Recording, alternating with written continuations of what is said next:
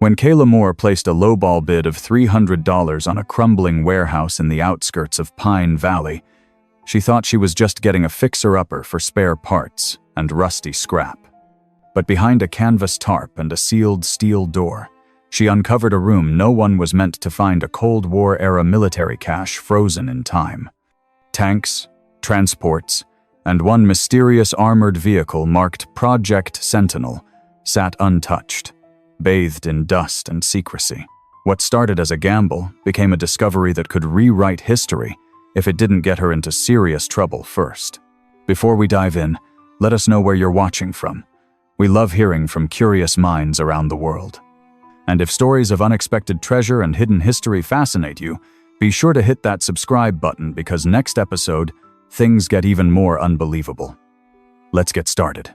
The warehouse sat at the far end of a cracked industrial lot, half swallowed by ivy and years of neglect. Kayla Moore stood with her hands in her jacket pockets, boots crunching over gravel as the auctioneer called out, "Opening bid. $200. Nobody raised a hand.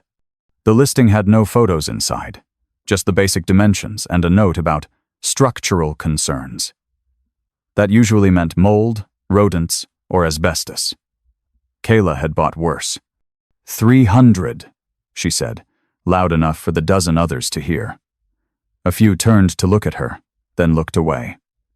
Sold, the auctioneer said with a shrug. That was it. She hadn't planned to win anything that day. She was there looking for machine parts for a generator rebuild, maybe a busted lathe she could scrap for steel. But something about this place caught her eye.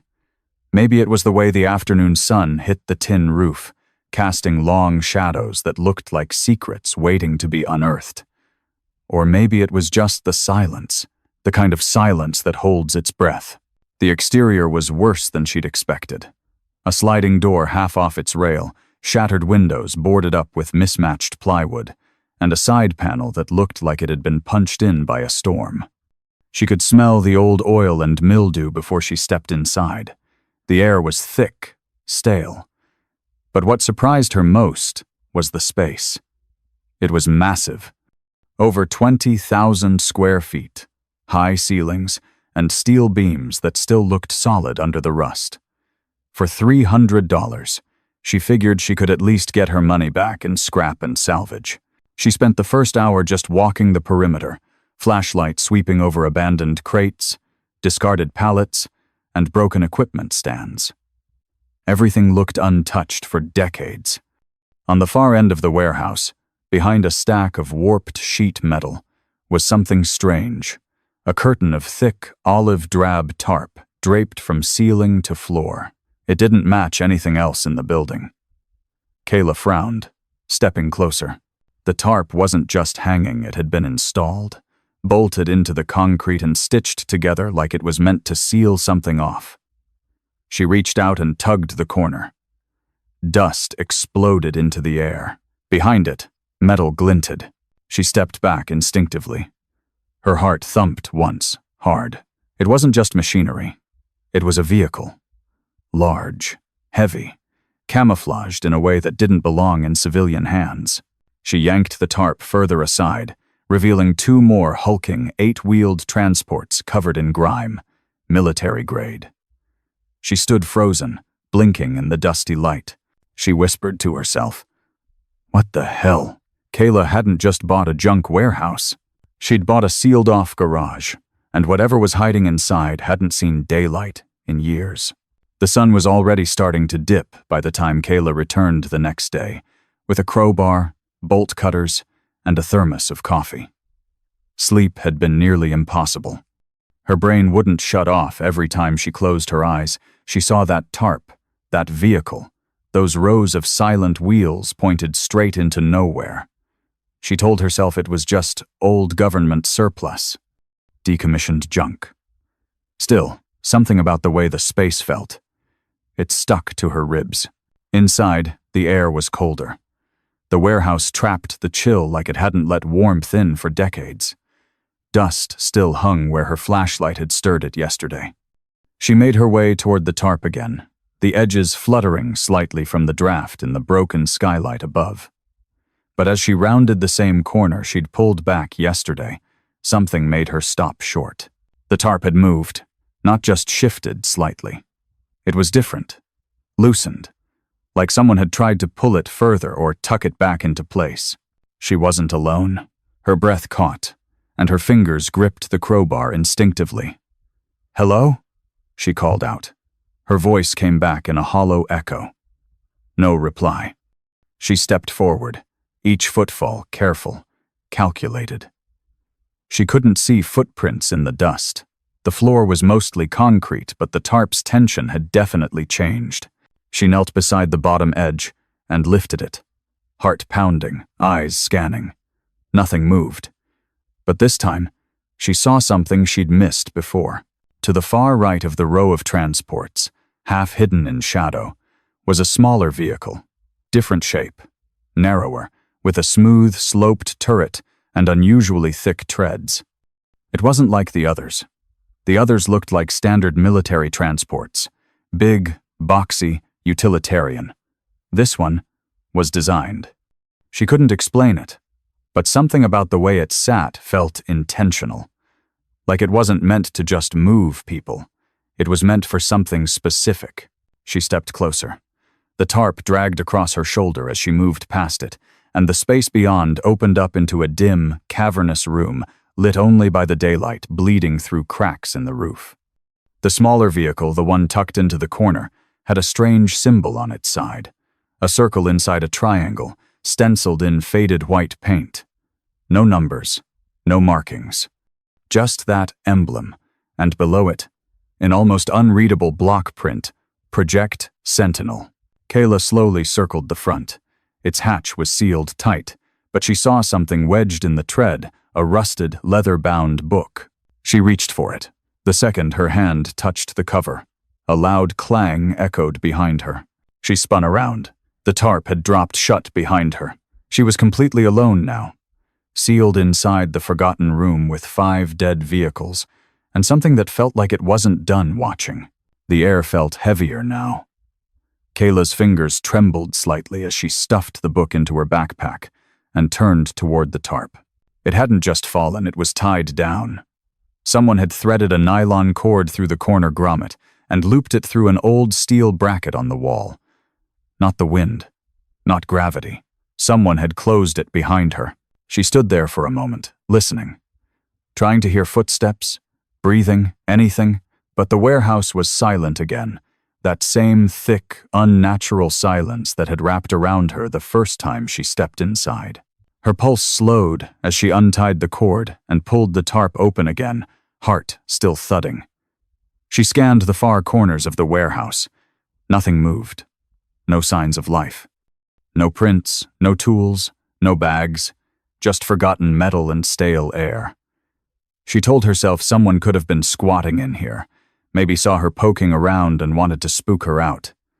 That was believable, sort of. But something deeper whispered that this wasn't about squatters. Back near the mysterious vehicle, Kayla knelt beside the front hatch. It was sealed with a locking wheel, industrial, heavy, and rusted stiff. She pulled out her flashlight and examined the edges. Welds, fresh welds, sloppy, fast, and clearly not part of the original design. Someone had intentionally sealed it shut. That didn't make sense. None of the other transports were sealed. Their hatches were either open or swinging ajar. This one had been locked away with care. And whoever did it wasn't trying to preserve it. They were trying to keep something inside. Her hands hovered over the weld seam. She could cut it, sure. Would take a couple hours with her plasma saw. But something told her to wait at least until she knew what she was dealing with. She pulled the leather-bound book from her bag and flipped it open. The pages were fragile, but surprisingly intact. Handwritten notes, sketches, diagrams, and right at the front, a name. Cole W. M. Harrow, U.S., Army Corps of Engineers.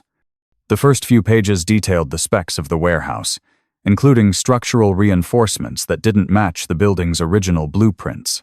Hidden power lines. Underground ventilation. There were even notations in red ink updates that were added long after the rest was written. She flipped to a bookmarked page labeled Sentinel Initiative, Final Entry. The handwriting changed.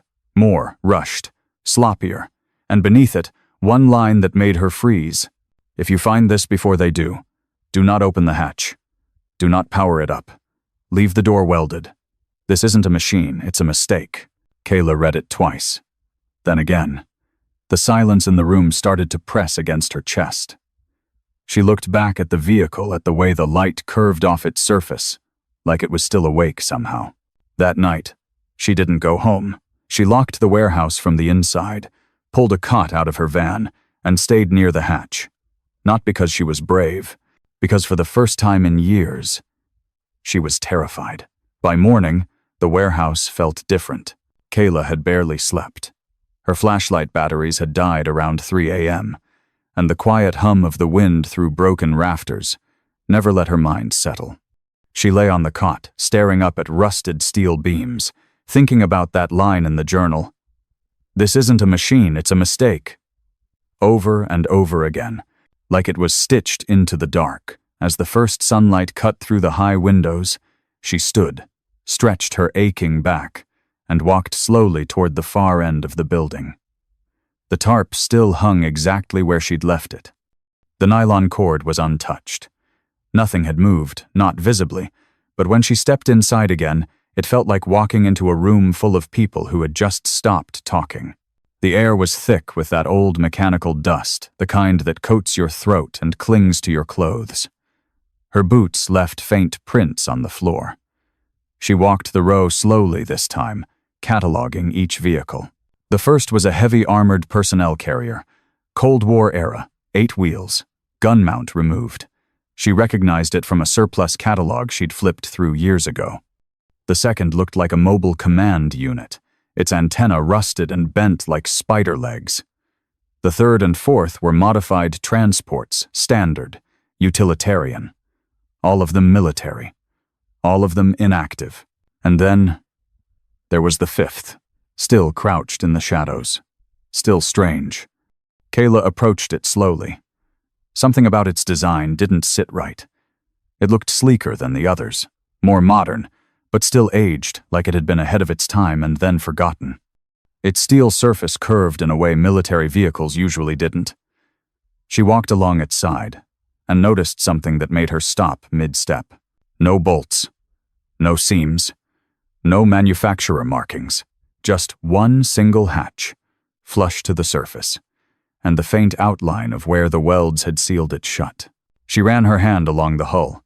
The metal was colder than it should have been, unnaturally cold, even in the sunlit warehouse, like it didn't absorb warmth at all. Then she noticed something else.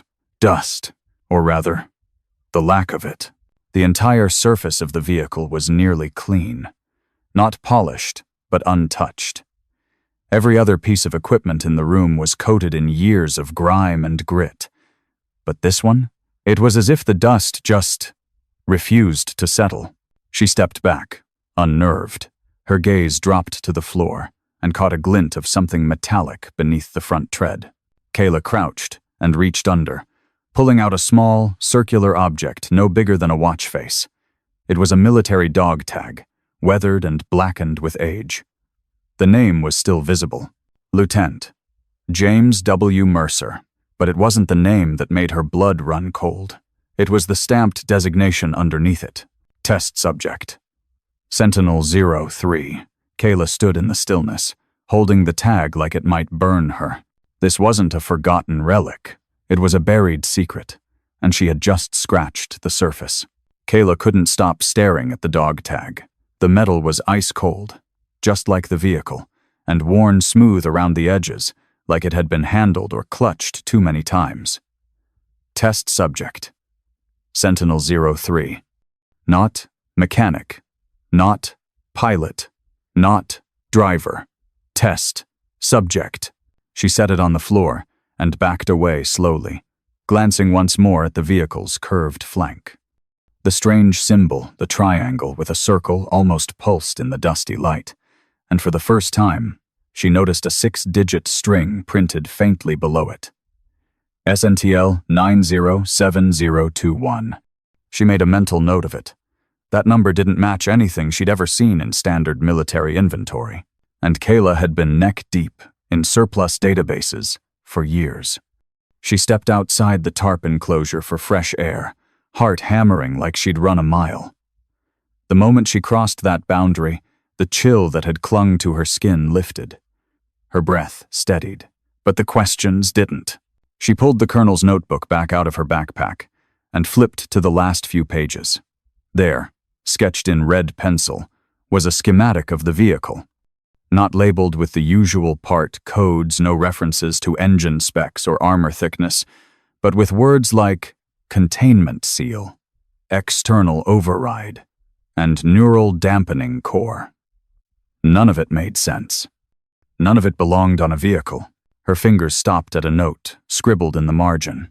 Mercer's vitals stabilized at 27% once isolated. AI loop still active. Recommend shutdown by force if containment breached. Vitals? AI? What kind of vehicle monitored a human being like that? Kayla shoved the book back into her pack, marched to her van, and pulled out her laptop. She wasn't going to cut that hatch open until she knew more. Typing furiously, she searched military archives, defense contracts, declassified vehicle development projects. She dug into procurement records from the 1980 seconds through early 2000s. Nothing.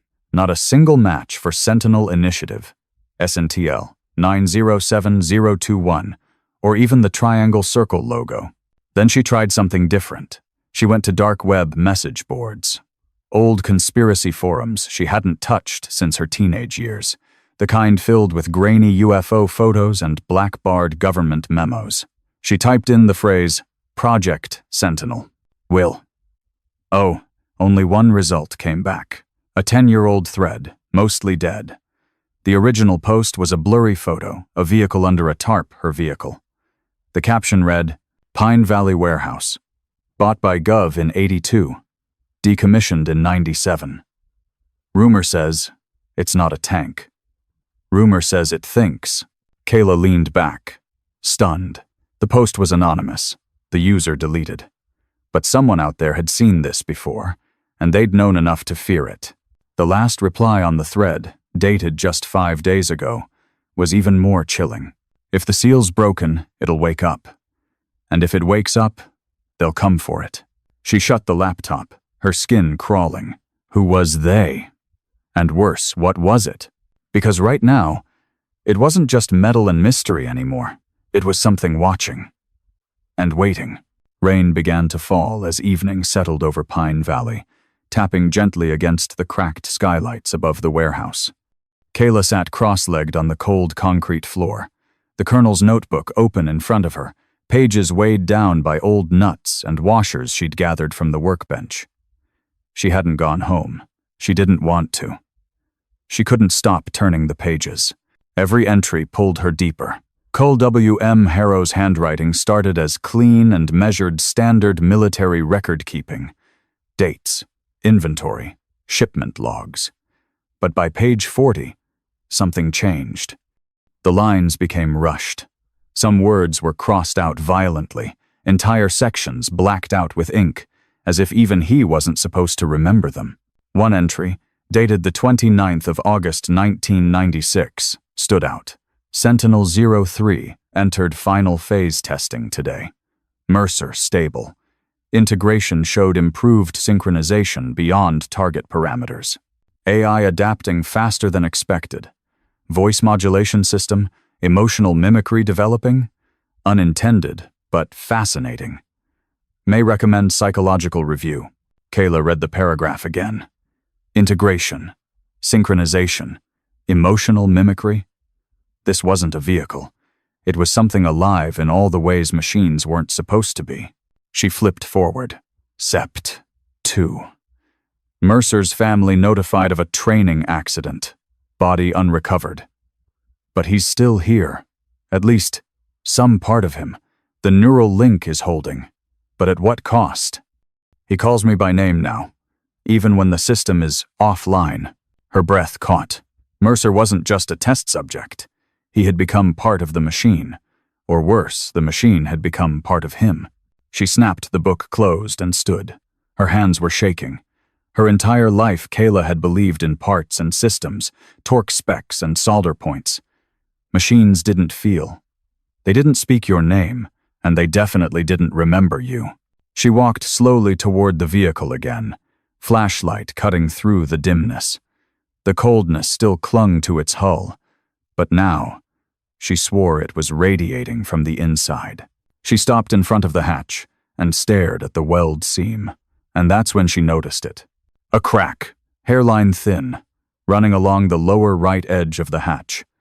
Not there yesterday. Something someone had tried to cut through. From the inside, Kayla took a step back, heart pounding. The notebook had called for the hatch to remain sealed. Harrow had written warnings not about damage or threat of explosion, but containment. Like the vehicle itself wasn't the risk. It was what was inside it. The rain outside thickened into a steady rhythm, drumming against the warehouse roof like a warning. Kayla turned toward the cot in the corner, mind racing. This was no longer a question of what she'd found. It was a question of whether she was meant to, and if Mercer or whatever part of him still existed inside that steel tomb had been waiting all this time. He wasn't sleeping. He was listening. The black SUV rolled to a stop outside the warehouse just after dawn. Kayla saw it through the broken slats in the side paneling, its engine idling with the quiet smoothness of something expensive. No markings, no license plate up front. Just tinted windows and the kind of matte paint job that screamed authority or the need to avoid it. She didn't move, didn't breathe. A man stepped out. Late 40s, pressed gray suit, no tie, not military, not police. He moved like someone who never questioned whether he was allowed to be there. A quiet confidence that made her blood ice over. He walked straight to the front entrance and knocked twice. Not loud, not long, just enough. Kayla considered hiding, considered lying, but her gut told her this wasn't someone she could bluff, so she opened the door a crack and leaned into the frame, trying to look half awake and annoyed. "Can I help you?" The man gave a faint smile, one that didn't reach his eyes. "Miss Moore?" She didn't answer. He continued, anyway. "I'm with the Department of Energy. We're following up on a records mismatch related to an old decommissioned storage facility. You purchased it last week. Pretty sure that was a public auction," she replied. Didn't think the dough was into fixer-uppers. His smile twitched.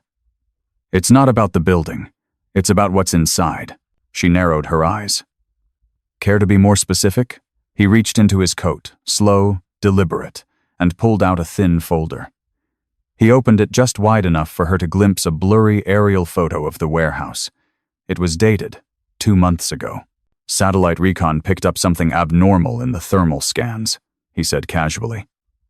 "An unexpected heat signature. That shouldn't be possible. This place hasn't had power in years." Kayla felt her stomach flip. The vehicle. That impossible chill. It wasn't just cold. It was regulated.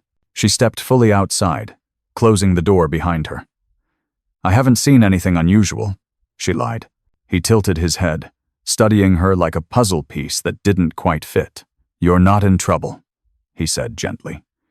"We just want to take a quick look inside, run some tests. We'll be gone by noon. And if I say no?" Another faint smile. "Then we'll come back with paperwork. But if I were you, Miss Moore..." He paused, gaze drifting up to the warehouse roof. "I'd be careful what I woke up in there." Kayla's throat dried. She didn't respond. He handed her a card, no name, just a number, and walked back to the SUV without another word. She watched the vehicle disappear down the dirt road, gravel crunching in its wake. Only then did she look at the card again. Embossed at the top was a seal triangle, circle inside the exact same one painted on the vehicle's hull. They already knew. They'd always known. And now, they were watching. Kayla didn't sleep that night. She didn't even try. The warehouse felt like a live wire humming under her skin, every creak of metal and shift of wind sharpening her nerves. She sat beside the sealed vehicle, Sentinel 03, with the colonel's notebook in her lap, the dog tag beside her coffee cup, and the stranger's card burning a hole in her back pocket. The man in the suit hadn't pushed his way in, but that wasn't comfort, it was strategy. He didn't need to force entry, not yet, because he knew something she didn't, and whatever it was, he expected it to scare her into giving up the keys. But Kayla had never been good at backing down. Around 3 a.m., she found a page near the back of the notebook she'd missed before, folded over and faintly water-damaged. The ink had bled, but one sketch stood out. A cross-section of the vehicle, and beneath it, a rectangle drawn underneath the floor line, marked simply, "Access hatch under bay floor, direct shaft to lower facility, initial depth, 14 feet. Her eyes widened. The warehouse had a basement. Grabbing her flashlight and a pry bar, she crossed to the far wall, sweeping dust and debris away from the vehicle's path. Her boots crunched against a grate she'd previously assumed was just part of the drainage system. But now, she looked closer. A seam, barely visible. Just enough space for a flat tool. She dropped to her knees and wedged the bar into the edge, muscles straining. The panel creaked, reluctant, ancient, and then gave with a violent pop, revealing a square metal hatch beneath. There was no lock, just a heavy steel ring set into the top. She pulled. A rush of cold, dry air hit her face. Below, a short, vertical shaft disappeared into darkness. Metal rungs were bolted into the side, forming a ladder that vanished into the black. Kayla hesitated only a second. Then she descended. The ladder groaned under her weight, each step a whisper of age and warning. 14 feet down, her boots landed on concrete. She turned in the gloom, clicking her flashlight on, and what the beam revealed stole the breath from her chest. A second room, smaller, cramped, but meticulously intact. Cabinets lined the walls, their contents neatly arranged. Sealed file boxes, reels of film, canisters marked with biohazard symbols, and weapons compact. Unfamiliar, unlike anything Kayla had seen in any army surplus manual. A desk stood at the center, papers still stacked, a dried-out coffee mug beside a rusted thermos, and then her flashlight caught on it. Another vehicle, half the size of Sentinel 03, jet black, suspended in a vertical harness like a missile about to launch. Its surface wasn't steel. It shimmered, not reflective, but reactive, like light moved differently across it. A placard on the base read, "Sentinel 02, incomplete. Do not initiate." Kayla took a trembling step back. This wasn't a storage facility. This wasn't even a garage. It was a lab, and Sentinel 03 was the only one that ever left it. She didn't remember climbing back up the ladder, only the shaking in her hands when she reached the surface again. Morning had crept into the warehouse, soft and golden, but the light felt wrong now, too calm for what she'd just seen underground. Kayla sat on a rusted crate across from Sentinel 03, her eyes fixed on the smooth hatch. Somewhere down in that basement, Sentinel 02 still hung, like a ghost never activated, never completed. And up here, 03 sat sealed, humming with something almost alive. It had to be connected. She opened the colonel's notebook again. Page after page hinted at a control mechanism, not for starting the vehicle in the traditional sense, but awakening it. Neural loops. Biometric triggers.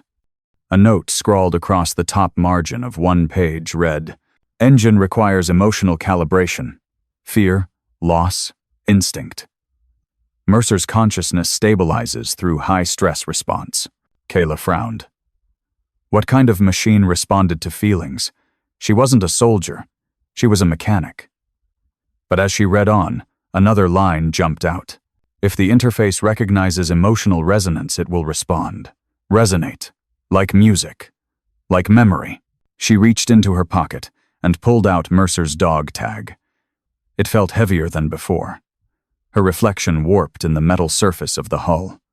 She stood, slowly, and pressed the tag against the hatch seam. "Nothing," she muttered under her breath. "Come on. If you're going to wake up, do it now." Still nothing. Then, a click. Soft. Subtle. The weld seam lit up with a faint red glow, a single pulse that rippled around the edges like a heartbeat. Kayla stumbled back, nearly dropping the dog tag. The hatch rotated, not violently, not like a mechanical release. It unfolded, section by section, with a sound like whispering metal. Air hissed from the seams. Cold, stale, unused. Inside was a cockpit, but no seat. No controls, just a cradle, metal curves shaped like a human body, as if someone was meant to lie down inside it. At the center was a small panel, glowing softly with pulsing light. As Kayla leaned in, a voice synthetic, but with inflection echoed from the dark interior. Operator not recognized. Neural sync incomplete. Initiation sequence pending. She staggered backward. The voice didn't sound artificial. It sounded tired. And then, the engine started. Not with a roar, but a hum, deep and resonant, like thunder far off on the horizon. The floor beneath her feet vibrated. The lights overhead flickered, some snapping to life for the first time in decades. Sentinel 03 was powering up. The notebook had warned this might happen. That once awakened, the system would be aware not just of its surroundings, but of whoever triggered it. And Kayla had just flipped the switch. Above her, the skylights rattled. Dust fell like snow. The entire warehouse felt like it was breathing. She turned, heart in her throat. The hatch stayed open, and for the first time since she'd entered this place, the machine spoke again. "Where is Colonel Harrow? Where is—" "James Mercer?" Kayla couldn't answer, because she wasn't sure what part of Mercer had ever left. For a long moment, Kayla just stood there, the cold warehouse air humming around her, the open cockpit of Sentinel 03 glowing softly like a wound. The voice echoed again, softer now, almost like it was afraid of the silence. "Where is James Mercer?" She swallowed hard. "He's gone," she said quietly. "He didn't make it back." Tension. A long pause. Then, from within the machine, not just words this time, but breath. Like the sigh of something that hadn't been allowed to grieve in decades. "Then why? Am I still here?" She didn't have an answer. None that would make sense. None that would undo what had been done in this place. But she stepped forward anyway. Because someone had to. Over the next 3 days, Kayla didn't leave the warehouse. She studied everything. The basement records, the reels of film, the bios of the other Sentinels that had never made it past development. Sentinel 01, rejected after early cognitive failures. Sentinel 02 still cocooned in its dark chamber, incomplete and dangerous. But Sentinel 03 had worked, because James Mercer wasn't just a pilot. He had merged with the machine. Willingly or not, his mind, his presence was still woven into the systems, a consciousness caught somewhere between steel and memory. And now, it was awake again. The man in the suit returned on the 4th day. This time, he didn't knock.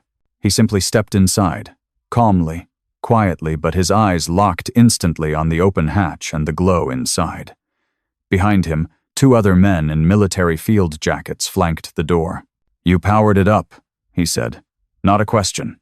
Kayla stood her ground. "You never told me it was alive." He tilted his head. "Would you have listened if we had? They weren't there to reason. They wanted to haul it away, strip it, bury it in a deeper basement, pretend it never happened again. But this time, Kayla said no. "No one's taking him," she said firmly. "Not again. You buried a person in that shell. You locked him in the dark and left him there for decades." The machine behind her stirred. A low, warping tone rolled across the floor like a warning growl. The man in the suit hesitated. "I don't think he wants to go with you either," she added. They didn't force it. Maybe because they knew they couldn't. Or maybe because they heard the engine. Too not mechanical, but something deeper. Something angry and grieving. They left without another word. Weeks passed. Kayla kept the warehouse. She secured the entrance, rerouted power, and cleaned the space until the dust stopped choking her lungs. She never restarted the Sentinel systems completely, not yet. But she talked to it. Him. Told him about the world outside. About the year. The wars that had come and gone. About the things he missed, and the things he was better off not knowing. Sometimes the lights in the cockpit pulsed in rhythm with her words. Sometimes the hatch would close gently, as if it needed to rest. She never heard his voice again after that first time, but the hum never stopped. Eventually, she mounted a small plaque outside the vehicle. Not to mark it as property, or warning, but as memory. James W. Mercer, born 1968, lost 1996, found 2025, still watching, still waiting, still human. Kayla could have sold everything. She could have disappeared, gone off the grid, or handed the whole thing to someone who knew more than she did. But she didn't, because what she'd found inside that rusted old warehouse wasn't just worth $10 million. It was worth remembering, and some legacies aren't meant to be buried, they're meant to be guarded.